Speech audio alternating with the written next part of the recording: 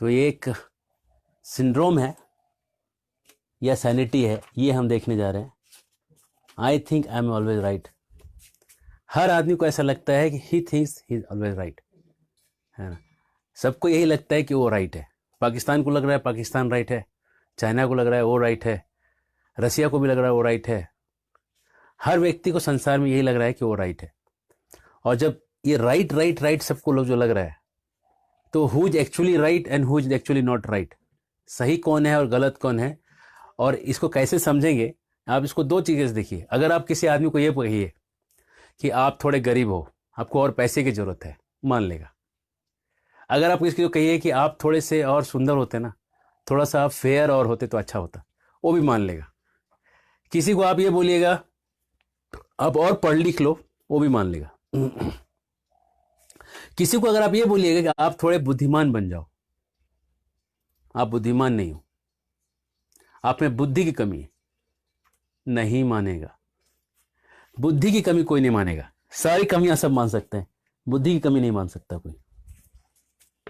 बुद्धि कम है ये कोई नहीं मानेगा, ठीक है।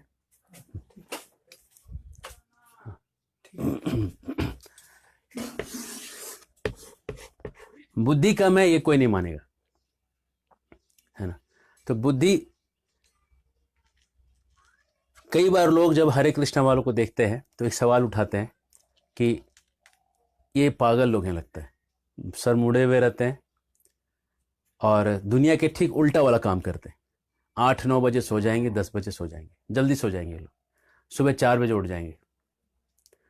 फिर इनके खाने में आपको जो है एकदम सादा खाना मिलेगा, ऐसा कहेंगे लोग, ये लोग सादा खाना खाते हैं। तो आपको सारा स्टाइल, सारा कुछ एकदम अलग दिखता है यहाँ पे आने के बाद। उनको लगता है कि दे आर नॉट राइट। और किसी हरे कृष्ण वाले को पूछोगे तो बोलेगा we are right, they are not right. I am okay, you are not okay. वो बोलते हैं ये ओके, ये बोलते हैं वो ओके, है ना। तो हु इज एक्चुअली ओके। आप बोलेंगे आप भी हरे कृष्णा वालों, इसलिए आप उनका साइड ले लोगे। अभी किसी का साइड नहीं लेंगे, एकदम बीच से बोलेंगे। हरे कृष्णा वालों का भी साइड नहीं लेंगे, दुनिया वालों का भी साइड नहीं लेंगे, एकदम मैं बीच से बोल रहा हूं। इनको लग रहा है ये गलत है, इनको लग रहा है ये गलत है। आप सोच रहे होंगे शायद आखिरी में आप यही प्रूफ कर दोगे कि ये सही है। नहीं नहीं, मैं प्रूफ कुछ नहीं करूंगा, मैं खाली आपके सामने पॉइंट रखूंगा, आप देख लेना कि क्या है। और आपके कोई प्रश्न होंगे तो फिर बोलिएगा। जो आदमी जिस चीज में रमा रहता है ना, उसको दुनिया वैसी ही दिखाई देने लगती है, उसके हिसाब से दुनिया देखता है। दुनिया के स्टाइल में दुनिया को उसी हिसाब से देखने का उसको आदत लग जाता है। अगर कोई रेलवे का ड्राइवर है तो हर चीज उसको इंजन, बोगी, पटरी, line, signal, clear, not clear, इसी लैंग्वेज में बात करना सीख जाता है। और दुनिया में हर चीज को उसी एंगल से देखना चालू करता है। अगर कोई डॉक्टर है ना, अगर कोई ऑर्थोपेडिक सर्जन है, तो ऑर्थोपेडिक सर्जन जो है उसको, मेरा एक भाई है वो ऑर्थोपेडिक सर्जन है। तो जब वो ऑर्थोपेडिक सर्जरी में जब उसका एडमिशन हुआ तो मैं उसको पूछा कि कैसा रहता है, तो बोलता है हड्डी को देख के 2 आदमी के मुंह में पानी आता है, एक कुत्ता, एक ऑर्थोपेडिक सर्जन। मैंने कहा हट यार। मतलब पानी का मतलब कहता है, उसको लगता है कि हड्डी मतलब पैसा मिलेगा। कुछ तो यहाँ पे काम का चीज है। तो हर व्यक्ति का जो विजन है वो उसके ट्रेनिंग के हिसाब से, उसकी जैसा उसका ट्रेनिंग हुआ है उसके हिसाब से उसका विजन चलने लगता है ना। हर व्यक्ति को दुनिया वैसी दिखाई देने लगती है ना। जैसी दृष्टि वैसी ही सृष्टि, दृष्टि के हिसाब से आपकी सृष्टि चलती है ना। कोई सीबीआई ऑफिसर होगा तो उसको हर आदमी पे पहला ख्याल आएगा कि इसने क्या चोरी किया होगा, जरूर कुछ गड़बड़ किया है। कोई सीधा भी कुछ बोल रहा है तो नहीं जरूर कुछ किया होगा, इसके पीछे जरूर कुछ हुआ होगा, है ना। और उनके जो बच्चे होते हैं हमेशा उसमें रहते हैं कि हमारे जो पापा हैं हमेशा हमको डाउट पे देख, क्योंकि वही दृष्टि उसके घर में भी आ जाती है। हर जगह एक ही दृष्टि हो जाती है ना। और जो भरोसे करने वाले लोग होते हैं, जैसे साधु महात्मा लोग, वो हर आदमी पे भरोसा कर लेते हैं। उनके मंदिर में कोई चोर भी आ गया, उसको भी कहते हाँ भाई तू भी कृष्ण का दास है, आजा आजा। वो कहता है समझिए स्वामी जी हमने चोरी किया है। अरे कृष्ण ने भी चोरी किया था, आ जाओ आ जाओ आ जाओ।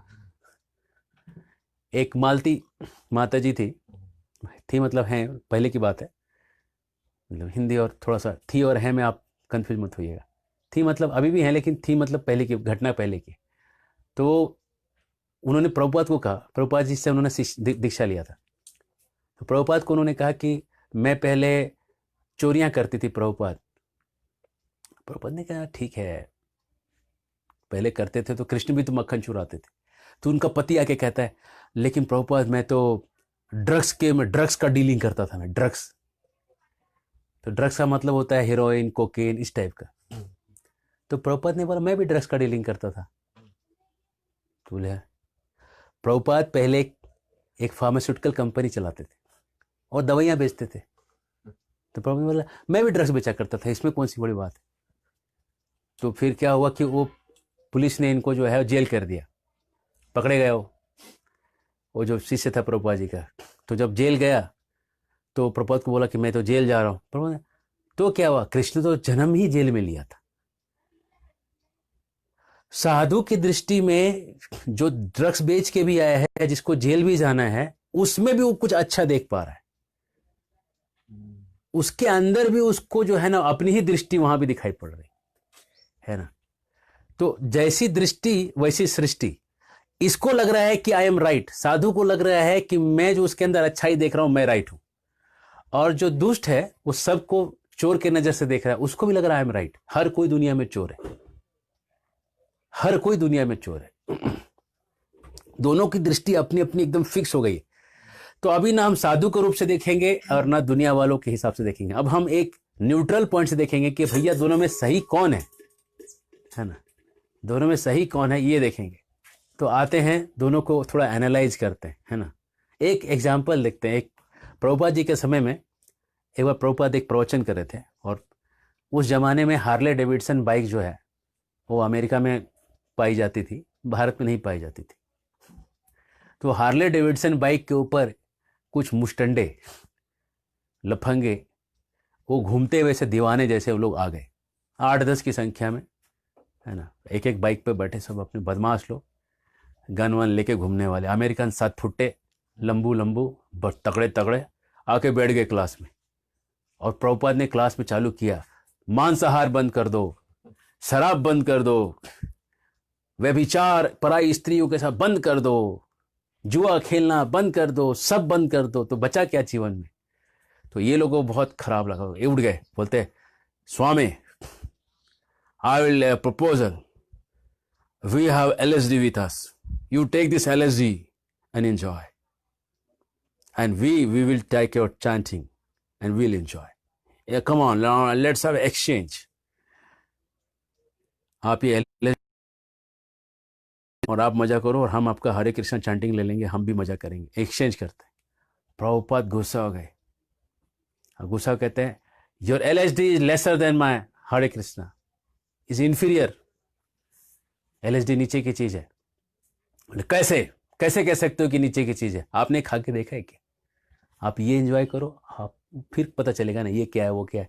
आप ये मारो, हम वो मारते हैं, फिर हम बताएंगे आपको हरे कृष्णा कैसा है और आप बताना आपका LSD कैसा है। दोनों बैठ के फिर डिसाइड करेंगे कि कौन सा फॉलो करना है दोनों को।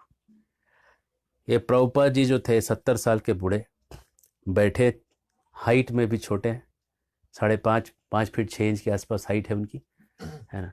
और यहाँ पे सब 7-7 फुट के नौजवान बैठे, पाश्चात्य के एकदम मगरू पहलवान लोग, और एकदम जवान 20-20 साल के लोग, और वहाँ पे एकदम हीटेड आर्गूमेंट हो गया। प्रभुपाद कहते हैं सुनो, ये जितने मेरे चेले बैठे हैं सब LSD लिया करते थे, और जब मैंने हरे कृष्णा दिया सबका LSD बंद हो गया, हरे कृष्णा चालू हो गया। उसके बाद किसी ने LSD चालू नहीं किया है। इसका मतलब कि मेरा हरे कृष्णा तुम्हारे LSD से ऊपर का चीज है, समझे क्या? बैठो। सत्य की ताकत, सब बैठ गए, सारे लोग बैठ गए, सत्य की ताकत। तो खैर हम यहाँ पे बायस नहीं है, ना हम हरे कृष्णा वालों का साइड ले रहे हैं और ना हम दुनिया वालों का साइड ले रहे हैं, हम बीच में चल रहे हैं।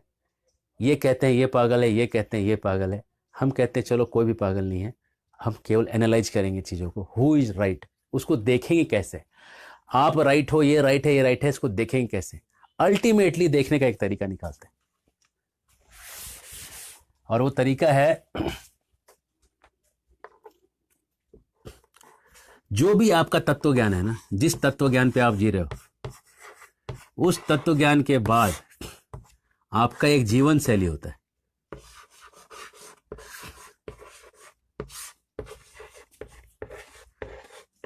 उस तत्व ज्ञान के बाद एक जीवन शैली आप जीते हो। जो भी आपका नॉलेज है उस नॉलेज से प्रभावित होकर आप एक जीवन शैली में प्रवेश करते हो, और जिस जीवन शैली को आप जी रहे हो वही आपका प्रूफ है कि अंदर क्या आप सोच रहे हो। जो भी अंदर आप सोच रहे हो वो आपके जीवन शैली से दिखेगा, है ना। तो अब हम जीवन शैली को एनालाइज कर लेते हैं, है ना, कि जीवन शैली, तो जीवन शैली जिसका मानवता को बढ़ाने वाला हो, जिस जीवन शैली में मान्यता बढ़े, लोग बहुत खुशी खुशी रह सके, समाज एक खुशहाल जगह हो, समाज एक खुशहाल जगह बने, है ना। उस और जिस जीवन शैली से लोगों का चतुरंगी विकास हो, मानसिक, शारीरिक, बौद्धिक, ऑलराउंड डेवलपमेंट, चतुरंगी विकास,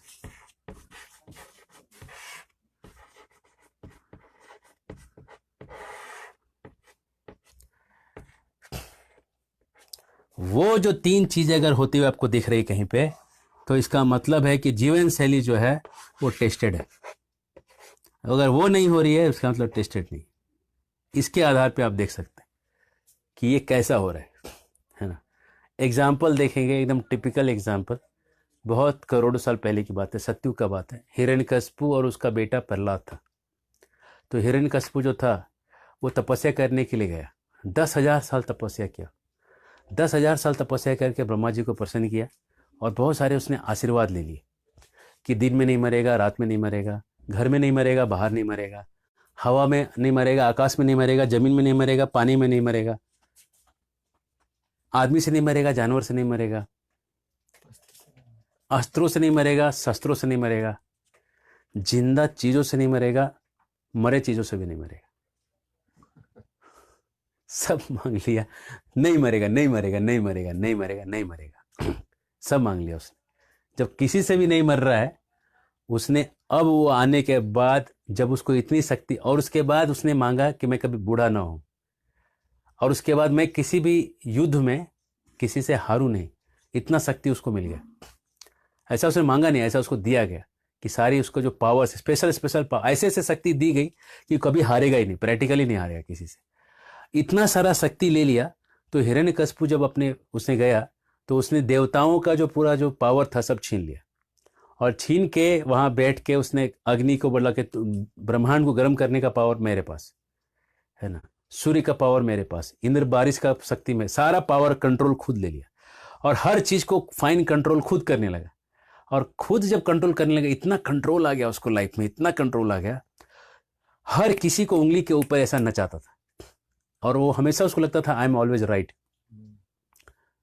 जब उसको नशा चढ़ गया ना कंट्रोल का, तो उसको नशा तो था, लग ही गया, नशा भी पीना चालू किया उसने, और नशे में इतना चढ़ा रहता था कि हमेशा उसकी आंखें घूमती रहती थी, आंखें हमेशा लाल और घूमती रहती थी, इतना नशा में चूर होता था। दुनिया को कंट्रोल करने वाला व्यक्ति अपने इंद्रियों को कंट्रोल नहीं कर पाया, एक जीव को और अपने मन को कंट्रोल नहीं कर पाया, मन को हार गया, दुनिया को जीत गया। तो मन को जो हार गया, जो खुद को हार गया, वो इतना सब कुछ होने के बाद भी उसको ये होश नहीं है कि मैं क्या कर रहा हूं, किसको क्या डांट रहा हूं, किसको इनसेंसिटिव बिहेवियर दिखा रहा हूं, इतना पतला सा सेंस उसको नहीं हो रहा था। और हिरण्यकशिपु जब ऐसा जीने लगा, उसको एक लड़का हुआ प्रहलाद। प्रहलाद को उसने भेजा अपने पढ़ाने के लिए।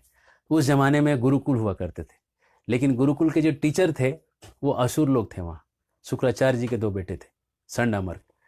ये लोगों ने उसको पढ़ाना चालू किया। कुछ दिन पढ़ के घर आया तो प्रहलाद को अपने गोद में लेके बोलता है, बेटा बोलो क्या सीखा है, इतना अच्छा कुछ सीखा, बताओ। इजी सवाल है, सवाल बहुत कठिन नहीं पूछा है, तेरे को क्या अच्छा लगा बताओ। आप भी पूछते हैं ना बच्चों, वही सवाल उसने पूछा। और प्रहलाद कहते हैं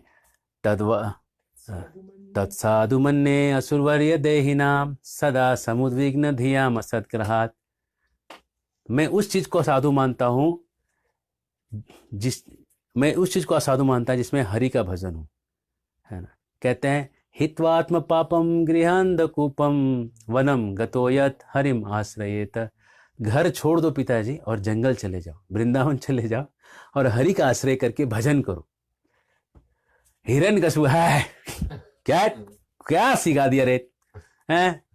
तो ये जो सन अमर थे बोले अरे बाप रे क्या कहाँ से सीख लिया ये तो हमारे पाठशाला में इतना अच्छा चीज तो, इतनी खराब चीज तो पढ़ाते नहीं है कि घर छोड़ दो और जंगल चले जाओ तपस्या करने के लिए। बोले क्या हुआ, तो वो लोग लेके गए इसको फिर से सिखाने के लिए। उसको बढ़िया से बिठाया, बोला बेटा बेटा प्रहलाद शांति से हो जाओ, सांस धीरे धीरे लो और बोलो ये कहाँ से सीखा तुम। प्रहलाद कहते हैं क्या बताऊं गुरुजी, ये दिल है ना, ये दिल जो है ये लोहे जैसा है और खींचने वाला चुंबक वो कृष्ण जो है वो चुंबक मुझे खींच लेता है। मैं जाना चाहूं किसी और उस ओर चला आता हूं, है ना। एक बार पहले के ज़माने में रैगिंग हुआ करती थी, तो एक लड़का था फर्स्ट ईयर में, मैं ही था तो सीनियर्स ने बेचारा जूनियर जो है बड़ा परेशान हुआ करता था। तो लड़कियों को जाके बोला कि लड़कियों को जाके बोलो कि आई लव यू बोलो जाके। तो डरते डरते में जाके बोला, टेंशन था, आई लव यू बोल दिया। तो जो लड़कियां थी सीनियर थी, बोला किसने भेजा तुम्हें। तो उसका भी ट्रेनिंग देके भेजा था कि अगर जब पूछेगी कि किसने भेजा तो बोलना ये मेरे दिल के तरंगों की आवाज है। तो पूछा किसने भेजा तुम्हें, ये मेरे दिल के तरंगों की आवाज है, जाओ भगा दिया मेरे को। तो मैं आया, अरे तो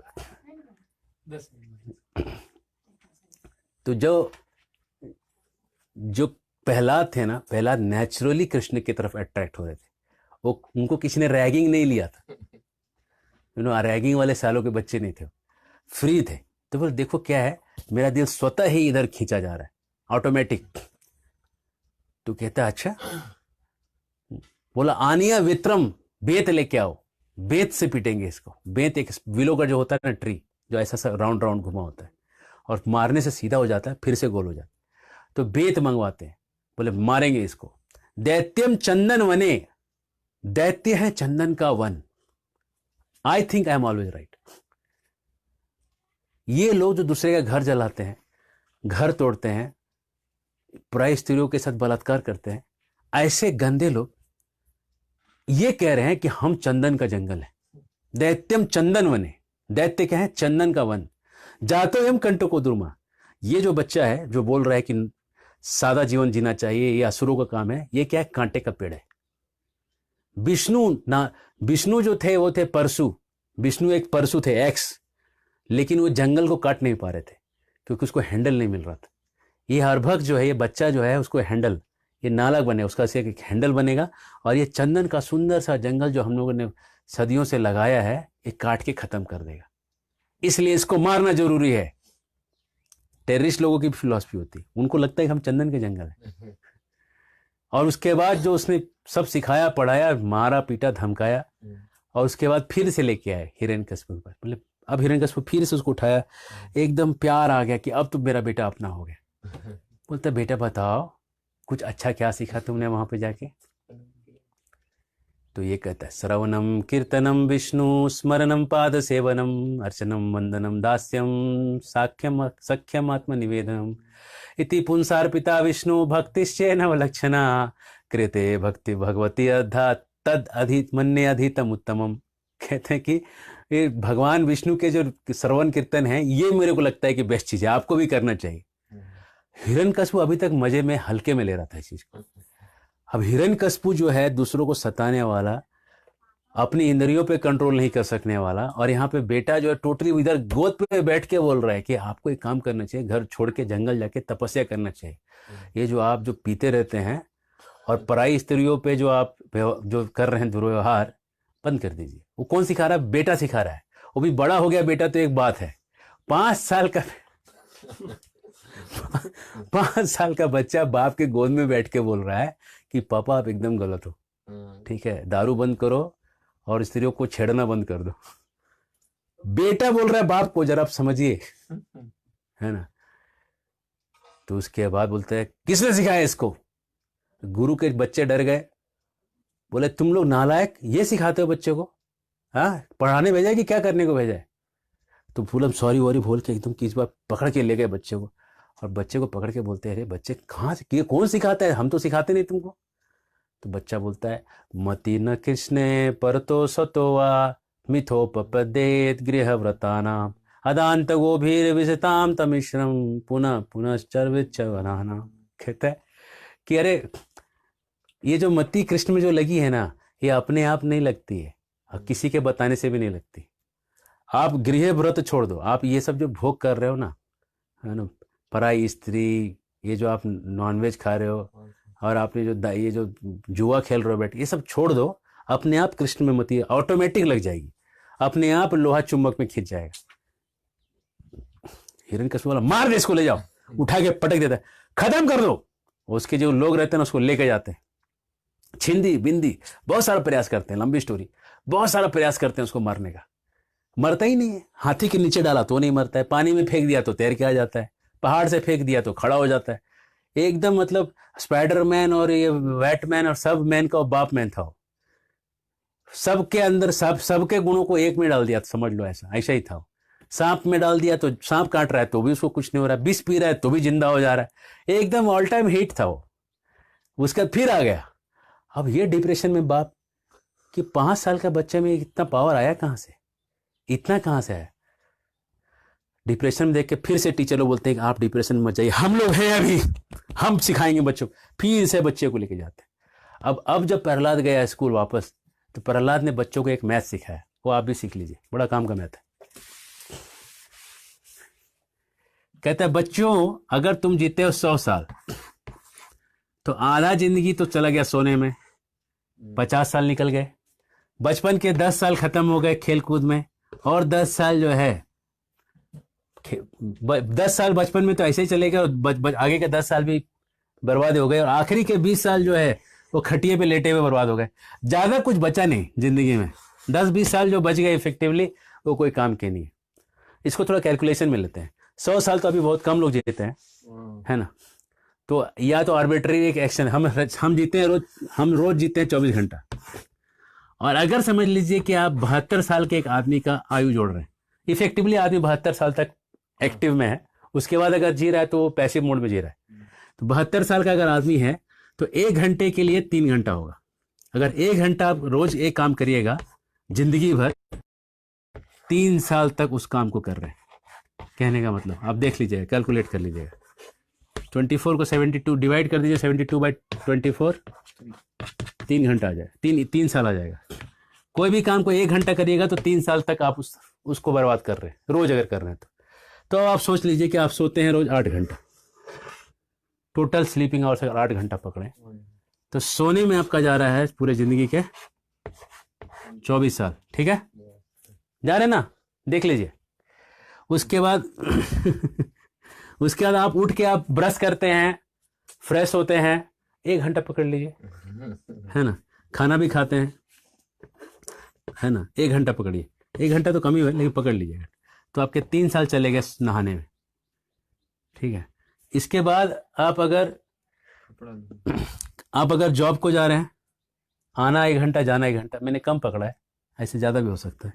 2 घंटा अगर आपका जॉब में आने जाने में लग रहा है तो आपका 6 साल आने जाने में चला गया, ठीक है। उसके बाद आप अगर कंपनी में जा रहे हैं या पढ़ने जा रहे हैं कॉलेज में कहीं भी, 8 घंटे से कम में कोई कंपनी नहीं काम लेती है आपको, है ना, ज़्यादा ही होगा जो कम नहीं, तो 8 या 24 साल आपकी कंपनी में चले गए, है ना। उसके बाद आपका स्टडी, अगर आप घर में आके सेल्फ स्टडी करते हो कॉलेज स्कूल से आने के बाद 4 घंटे, तो आपका 3 चौक 12 साल आपके चले गए स्टडी करने में। स्लीप, 2 घंटा आपका कॉम्यूट, 8 घंटा जॉब, 4 घंटा स्टडी, उसके बाद 1 घंटा अगर आप समझ लीजिए आप अपने सेल्फ इंट्रोस्पेक्शन के लिए देते हैं, कुछ जो चीज़ें जो आप करना चाहते हैं, तो आपके हो गए और 3 साल। टीवी देखना है कुछ भी, तो आप इसको जोड़ लें, इसको सबको जोड़ लीजिए, ये चार्ट को पूरा जोड़ लीजिए, ठीक है। ये हो गया 24 24 48 70 हो गया, हमने पहले ही जोड़ रखा है। हरे कृष्णा। बोले बाबा जी आप तो फंसा दिया, अंत में आपने पूरा टाइम ही गायब कर दिया। आपके लिए क्या, आपके पास क्या टाइम खुद के लिए बचा, आप देख लो। वो सैटरडे संडे उसमें भी आप ज़्यादा सो के उसको भी आप बर्बाद कर सकते हैं, है ना। तो आपका एक्चुअली इफेक्टिव लाइफ में कहीं है नहीं कुछ निकलने वाला, कुछ निकल नहीं रहा है लाइफ के आपके, है ना। तो ये जब उसने प्रहलाद ने ये कैलकुलेशन जो दिखाया ना बच्चों को, तुम्हारे लाइफ में कुछ नहीं बचना है तुम्हारे लाइफ, तो बच्चे बोले अरे समझ गए। बच्चे बोले क्या करना चाहिए, बोले ये पकड़ वाला, बोला जब हरे कृष्ण कृष्ण कृष्ण हरे हरे, हरे राम राम राम हरे हरे। अब ये जब वहां बच्चों को जिसने भड़का दिया, टीचर्स खुद ही प्रहलाद को पकड़ के ले आए, हिरण्यकशिपु को दे दिया, ये रखिए बच्चा अपना, हम नहीं सिखाएंगे, जाओ नहीं पढ़ाएंगे इसको। क्योंकि अभी तक तो खुद खराब था, अब तो बाकियों को भी खराब कर रहा है। तो हिरण्यकशिपु बोलता है, पूरा गर्म हो गया, उठ गया अपने सीट से, एकदम चलने लगा इधर उधर, पूरा एकदम उसको एकदम बोलता, अरे मैं गुस्सा होता हूं तो दुनिया के बड़े बड़े लोग कांपने लगते हैं, इंद्र चंद्र सब कांपते, देवता लोग कांपते, दुनिया के ईश्वर लोग कांपने लगते हैं। मूर्ख, किसके ताकत पे उछल रहा है, जो किसके ताकत पे ऐसा ढीठ के जैसा खड़ा रहता है मेरे सामने, बता कौन है तेरे पीछे। प्रहलाद कहता है मेरे पीछे क्या है, आपके पीछे भी तो वही है, और सबके पीछे भी तो उसी का हाथ है प्रभु। हिरण्यकशिपु तो पहले हरी मिर्ची था, अब हरी मिर्ची में वो एकदम पूरा ठेचा बन गया, वो उसका एकदम पूरा एकदम ग्रीन चिली लाल चिली सब चिली मिलके एक महा चिली बन गया। पिताजी मन को शांत रखिए, सांस धीरे धीरे खींचिए, इनहेल एक्सहेल। मन ही आदमी का दुश्मन बन जाता है। आपका दुश्मन आपकी अनियंत्रित इंद्रियां हैं पिताजी, आपका कंट्रोल नहीं हो रहा है, आप कंट्रोल के बाहर जा रहे हैं। कंट्रोल करिए पिताजी, कंट्रोल। 5 साल का बच्चा बोल रहा है। हिरण्यकशिपु ने 10,000 साल तक बिना खाए पिए तपस्या किया था, और ये 5 साल का बच्चा जो कि कभी एक टाइम का खाना भी छोड़ा नहीं कभी आज तक, वो उसको सिखा रहा है कंट्रोल करिए, लेकिन उसकी हालत ही थी। प्रहलाद कहता है आप 10 दिशाओं को तो जीते होंगे, लेकिन दशाओं को नहीं जीते। मन की दशाओं को जीतिए पिताजी। आपकी दशाएं कंट्रोल में नहीं है, दिशाएं कंट्रोल में है, लेकिन आपकी दशा कंट्रोल में नहीं है। हाँ बेटा, तू मुझे सिखाएगा दिशा और दशा कंट्रोल करने के लिए। हाँ, बहुत ज्यादा बुद्धिमान हो गया। अक्ल जब आदमी मरना होता है ना, तो ऐसे ही बुद्धिमान बनता है, ज्यादा बुद्धिमान। मरने के समय फड़फड़ाता है सब कोई, चिड़िया के पर निकल आते, पंख चींटी के पर निकल आते हैं। बोले कि अगर तेरा भगवान हर जगह है तो खंबे में है क्या, बता। ये खंबे में है क्या सामने, जिस भगवान को बोल रहे हैं। ये टिपिकल क्वेश्चन है, लोग भक्तों को पूछते हैं भगवान है क्या, यहां पे दिखा सकते हो क्या। और भक्त बोलते हैं हर जगह है, यहां भी है, यहां इस जगह है क्या, हमारे सामने इस खंबे में है। भक्त बोलते हैं यहां भी है। बच्चा यहां है, उसमें जाके खोल के देखता है, मतलब नहीं है देख। लेकिन ऐसा नहीं होता। कैसा होता है सो देखिए, उस समय के रूप में खंबा आपके सामने। आप जब समय के साथ हाथ लगाएंगे, आपका रोज जो एजिंग हो रहा है ना, भगवान आपको रोज दिख रहे हैं। और जैसे खंबे पे उसने जोर से मारा, मारते वहां से बहुत जोर से आवाज आया, सत्यम विधातु निज भृत्य भासितम व्याप्तिम च भूतेषु अखिलेषु चात्मना अदृश्यताद्भुतम रूप उद्वहन स्तंभे सभायाम न मृगम न मानुषम। और सभा में वो इतना बड़ा रूप निकला, और हिरण्यकशिपु को समझ में नहीं आया क्या हुआ, और रूप निकल के उसने लड़ाई हुआ और नाखून से उसको फाड़ डाला। शाम का समय हो गया, ना दिन था ना रात था, न घर के बीच में लेके गए चौखट पे, ना घर के अंदर था ना घर के बाहर था, और जांघ पे उठा लिए, ना जमीन पे था ना आकाश पे था। और आधा सिर जो था वो पूरा शेर का था, और जो बॉडी था वो आदमी का था, ना आदमी था ना शेर था। और नाखून से मारा जो ना जिंदा था ना मरा था, और उसको फाड़ के शाम के समय मार डाला।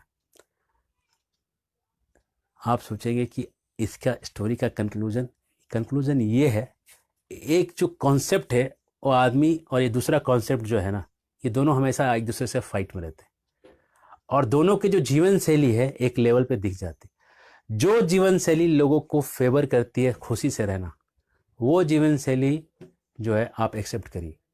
और जो जीवन शैली में लोगों को दुख हो रहा है, जो जीवन शैली से आपको एक प्रकार का सैडिस्टिक प्लेजर आपको एक्सपीरियंस हो रहा है लेकिन बाकी किसी को नहीं हो रहा, बाकी सब आपसे दुखी हैं, उसको आप छोड़ दीजिए, लिव इट नाउ। और अगर आपकी बुद्धि तो दोनों को है, आपको भी है इनको भी है, लेकिन जिस बुद्धि के द्वारा आप लोगों को जोड़ के उनको साथ में लेके चल सकते हैं और जिससे सबका भला हो जाता है, वो बुद्धि सात्विक है। और जिससे सबका हानि होने वाला है आज नहीं तो कल जाके, जो शास्त्रों के अनुरूप नहीं है, वो बुद्धि तामसिक है और वो आपको सबको डुबाने वाली है। इसलिए जब भी ये टग ऑफ वार होता है कि I am always right, check with the scriptures. आप गीता के किसी भी पन्ने को खोल के देखें, आप उस पन्ने से अपने थिंकिंग प्रोसेस को मैच करें, और अगर मैच हो रहा है मतलब सबके लिए भले का है, नहीं मैच हो रहा है तो आपको रुकने की जरूरत है ना। इसलिए if you think I am right, you may not be right और you may be right, check with the scriptures, check with the shastras, और वहां से आपको कंक्लूजन निकलेंगे। ये मैसेज है। हालांकि हिरण्यकशिपु अपनी जगह उसको लग रहा था मैं सही हूं, और प्रहलाद को लग रहा था अपनी जगह वो सही है, लेकिन एट द एंड हिरण्यकशिपु से कोई खुश नहीं था, और प्रहलाद के आते ही सब खुश हो गए थे। यही उसका लिटमस टेस्ट है कि आप अपनी थिंकिंग प्रोसेस को आपको चेंज करना है या नहीं करना है। See whether people are happy and accept you as their with from their heart as their leader. Hare Krishna. ऐसे प्रभुपाद जी थे जो अमेरिका जाके उन्होंने ऐसे एक आंदोलन खड़ा किया कि लोगों के दिल में बसे जाके, और वो ऐसे बसे कि उनके आज थूल वापु रूप नहीं होने के बाद भी वाणी रूप से भी आज लोगों को प्रेरणा दे पा रहे हैं। तो उनकी प्रसन्नता के लिए हम सीरीज चला रहे हैं भागवत संदर्भ, और इसमें हम 7वें स्कंद में हम ये प्रहलाद के आख्यान तक हम पहुंच चुके हैं, और हम 14 अध्याय तक 7वें स्कंद में पार कर चुके हैं। आप सोच रहे हैं बहुत फास्ट जा रहा है, हाँ जरूर फास्ट है, लेकिन हम केवल वहाँ पे लेसन्स ले रहे हैं, संदर्भों को देख रहे हैं जो रिलेवेंट हमको लग रहा है समाज के हिसाब से, जो मेरी छोटी बुद्धि से मुझे जो समझ में आ रहा है वो हम ले रहे हैं। और भगवान ने अगर ज़्यादा बुद्धि दिया तो ज़्यादा बताएंगे, है ना। जितनी बुद्धि है उतने हम आपको कंट्रीब्यूट कर पा रहे हैं।